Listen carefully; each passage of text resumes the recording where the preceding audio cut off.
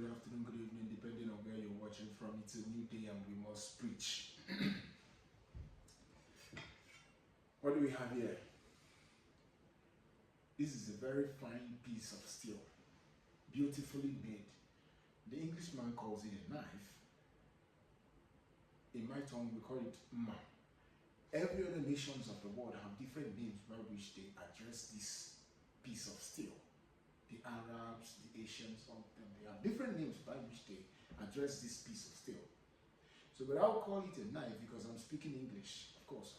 So now, if you put this knife into the hands of a wonderful soul, a godly person, a soul that is not yet corrupt with evil, he or she will walk right into the kitchen and make and prepare a very sumptuous, delicious meal with this knife and put it to good use. But if you put this same knife into the hands of a soul that is corrupt with evil, an ungodly person, that person will destroy lives and commit evil with this same knife. Do you now ban the use of knives because certain ungodly persons committed evil with this knife? Do you now destroy all lives or punish anyone you find in possession of knives or having knives with them, or ban all knives, the use of it, completely ban it? Do you do that because certain persons, individuals, committed evil with it, even though you know quite well that this same knife could be put to good use? No. You don't ban the knives, because the problem is not in this innocent, harmless piece of steel. On its own, it's completely harmless. Very, very harmless, innocent on its own. But the problem is in the minds and the soul of those who commit evil with it. The problem is not in this steel. The problem is in the minds and the soul of those people that commit evil with this. So you should focus on the mind of those people, not on this harmless piece of steel itself.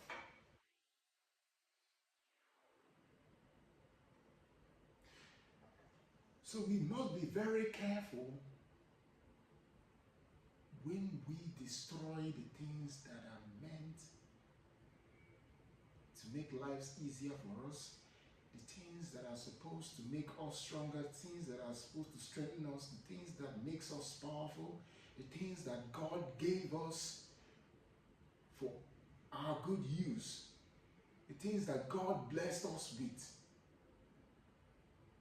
gifts from God,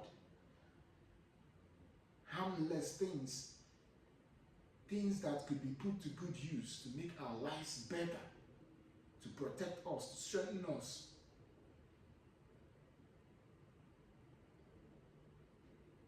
We must be very careful when we destroy things that are completely harmless on their own. But just that some ungodly persons have decided to use those things to carry out mischievous acts of devilish acts. The problem is not in those things. The problem is in the minds of those people, their hearts. That is where the focus should be on. Not on this.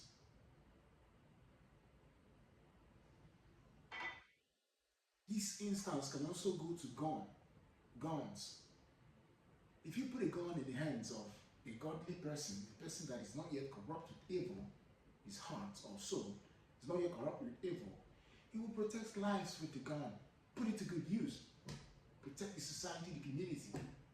But if you put that same gun in the hands of a person that is corrupt with evil, that his or her soul is corrupt with evil, an ungodly person, that person will destroy lives with the same gun. The problem is not in the gun. The problem is in the mind, the soul. It is why it is very necessary that we must pay very careful attention and be very, very intentional about how we raise our children. We must raise our children in a godly way.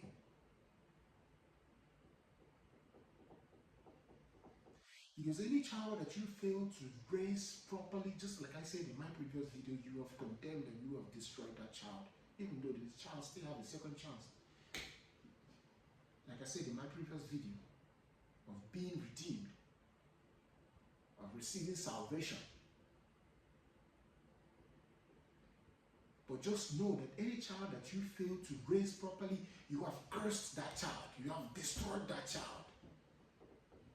And that is how kingdoms are being destroyed. The moment you fail to raise your child properly, just that you have, that child will become a potential threat to the kingdom of God. So we must be very careful. We must be very careful. We preach like never before. Thank you so much for your time and for listening. See you next time.